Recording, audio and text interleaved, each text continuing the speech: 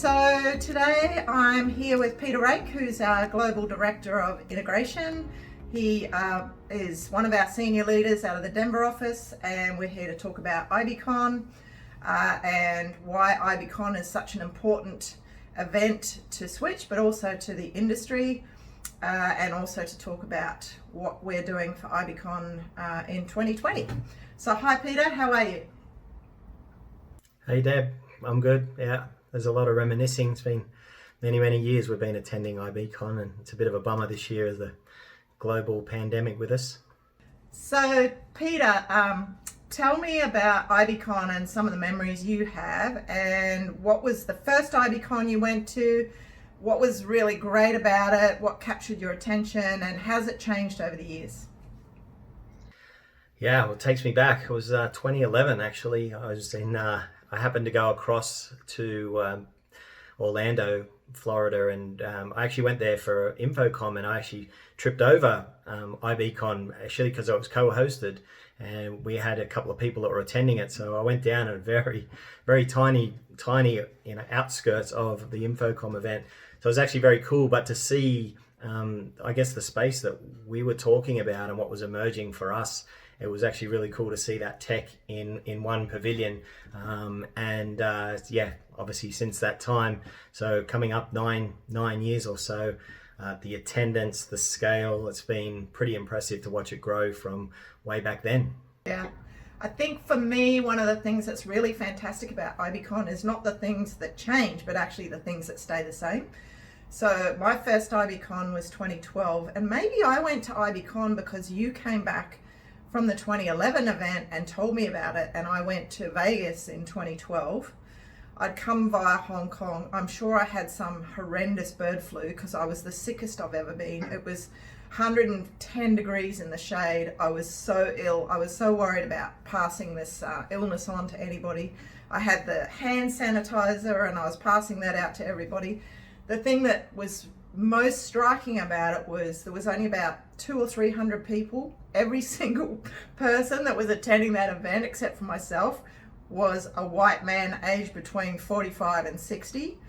So, but many of those same people are still attending today, the real stalwarts of the industry. But what I love about what's changed is all the young people that are coming in, the people that really see the opportunities in this industry, and people coming from all over the world, people flying from Australia, from the UK. Yeah, I think that's what's really fantastic about it. It is the number one event for people that are learning about smart building tech, and they're learning from each other. Yeah, I agree. I mean, I fall into that white dudes category, I guess, of the industry that I've gravitated in and lived and breathed for so many years. And it is good to see. And it's actually been the place to network with all those, the legends of the industry, actually. So I've always quite enjoyed those seminars. We never got an opportunity to catch up with all of the people that we were working with, the influencers of the industry. So again, this year it's going to be probably, sad to miss, but it's a great networking opportunity. The classes and the content has improved over the years as well. And I think, Peter, your ability to network is legendary and known certainly around Switch circles, as an ability to party as hard as they come and then still show up and put in a full day the next day. That's right. There's only 24 hours in the day, and we need to stretch that out to 20 some, and then show up the next day at the booth. Yeah, exactly. So what will you miss this year, apart from the networking and the endless lineup of drinks? What will you really miss?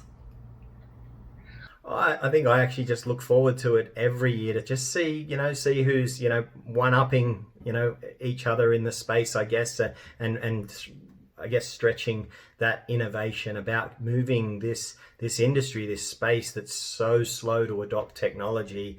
And we, us and many others have had platforms out there that are ready to scale, and it's always good to walk around the halls to see any of this new tech and what could be the next big thing, and we've seen things like digital twin come out of these sorts of events, and again, still traction's slow, but I feel like every year it's just got a little bit more. And you and I always sat back after and would reflect on a Realcomm event and go, next year's going to be the year. Next year's going to be the year. So I still hold on to that as next year's going to be the year of mass adoption. We've obviously got really good clients of ours who are adopting it across their portfolios.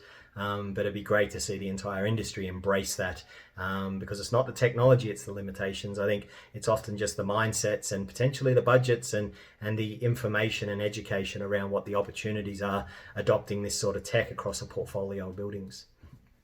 So those are the things that we'll miss from IBcon. Let's talk about the things that we won't miss. So I can talk about a couple of things that I won't miss. So one of the things I won't miss is the fact that there's 7 tracks of education. Some of it's really, really fantastic, and some of it is, quite frankly, a bit meh. And I won't miss that juggling of trying to find the nuggets of really gold content that you really want to attend, the bits that are like really game-changing for our industry, and trying to filter and siphon through all of that content to work out which bits that we should attend. So that's one of the things that I won't miss. And the other bit that I won't miss is packing up. So last year, as you'll recall, Peter, we had a fantastic booth. We had the LED wall. We were basically portraying our vision for digital facilities management on that LED wall. The forklift managed to back through the screen. We had to fly another screen in from Miami. So the dramas of running a trade booth I won't miss, and I won't miss the packing up, which is that bit where you get to the end and it's just exhausting to try and figure out how to keep the enthusiasm going to get everything packed properly and then shipped out of there, and then get everyone onto a plane and get them home safely. And I think that's the one thing that I'm looking forward to, how conferences can reinvent themselves. So I think this 2020, I don't know about you, Peter, but I feel like conferences as we know it might end up being reinvented from 2020. Yeah, I agree. I think conferences and concerts are probably the big things I think that we're going to see change beyond 2020. It's like rooms full of people for at least the short term, I think, are just not going to be non-existent. So that's what I mean. It's going to fuel some innovation. And in parts of our space, I think COVID hasn't been a bad thing for innovation in our space and adoption of technology. And I think a conference is just going to be another spin on that. People still are hungry for getting that information. They want to be continually improving themselves and educating themselves, and we're just going to have to figure out another style or another forum to get that information into the hands of the people that need it. And we already saw that coming before COVID. I mean, we didn't see COVID coming, but we perceived that there was going to be a need for a different way of serving that education into small curated groups, and bringing people to Denver and immersing them in our team. And so I think there's some hugely valuable kind of insights out of these conferences. First of all, it's just what's everybody else doing. There's the new ideas and meeting with people and the inspiration that comes from that. There's the networking, and then there's the content. So I think if you separate those things out, there's definitely innovative ways of doing those things. And I think the conferences probably have to be really thinking hard about how they're going to reemerge from the post-COVID world with something that a business model and ways of meeting the market. Absolutely. Yep. I mean, shipping things around the country and all of that, massive task to set up those shows. I think now, especially how connected we are in the world, and thank God for the internet and the bandwidth we can do. It's like, doing these sorts of things like we're doing now in real time. I mean, it's quite amazing the tech we've got available to us in 2020. So just to finish up, any big predictions for what you think is going to come, any surprises or predictions out of IBcon for 2020, things that you think our clients will be coming into this particular conference looking for immediate solutions or anything that you might not have seen. I mean, the last year was all digital twin. Is that going to be the flavor of 2020, or do you think there'll be something that will take that highlight and that headline away from the digital twin?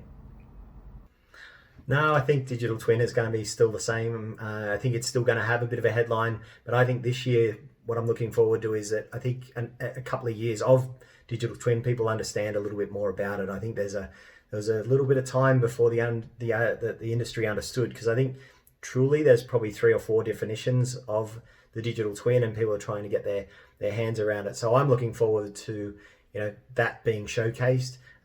Faster delivery times. I mean, we know internally for us, so I'm hoping to see there's a little bit more of that. I know we're going to have a real credible display of onboarding buildings faster, which I think will help fuel the appetite to get people onto a platform like Switch across their entire portfolio. So I'm looking forward to any other tech and innovation around that piece, because I think once you've got the data flowing, analytics and those things can come secondary to that. I think there's a lot of UIs out there, there's a lot of integrations, and there's some new tech. MQTT is gaining some momentum, so I'm excited to see any products that are out of the box communicating like that, and then just more plug and play sensors. So the barriers to entry to get its sensors off the shelf that plug in and connect to something are there too. So it'd be cool to see any other innovative tech there regarding occupancy, and things like that we always get asked, occupancy and going back to work and well-being. So that's what I'm looking forward to. Yeah, I think that's my big prediction for 2021 and beyond is, post-COVID, real estate owners and operators are going to have to work out how to get people back into buildings. We've always had tenant engagement apps around amenities and services in the buildings, but I think that tenant engagement is going to have to extend to metrics and really hard KPIs around what's going on in the buildings in terms of density, occupancy, proximity numbers, indoor air quality, all of the things that basically give people an assurance that the building is monitored, therefore somebody's looking at my safety, health and well-being, therefore I've got a level of lowered risk around coming back to work, and I feel much more comfortable and secure going back into buildings, just knowing that somebody's monitoring that on a day-to-day basis. Yeah. I think, there'll be a lot about that. Actually, that takes me to another product line that I'm hoping to see more, is that visitor engagement. Just I'm coming into a building and we've had, the building owners have had this data for a long time, and I think serving it up now, to their tenancies and the occupants of the buildings, it's just going to help them and, help them engage more with the occupants of the building. So yeah, that's another tech that I'd like to see evolve. And I think the other prediction I have is, you and I know what this data means for technicians and engineers and people that, are highly technical and can interpret the data. But there's a bunch of other stakeholders that are going to start taking a really keen interest in this data, right from the board down to the senior management, the CFO, for example, and the CMO. And then the casual visitor, the person who walks into a building and literally has 12 seconds while they're waiting for the lift to be able to absorb the information, and they're not going to be able to unpack technical information. So I think the data that we're collecting is going to have to be served up in a whole bunch of different ways for different stakeholders. Same data, but just making it meaningful for different groups across the organization.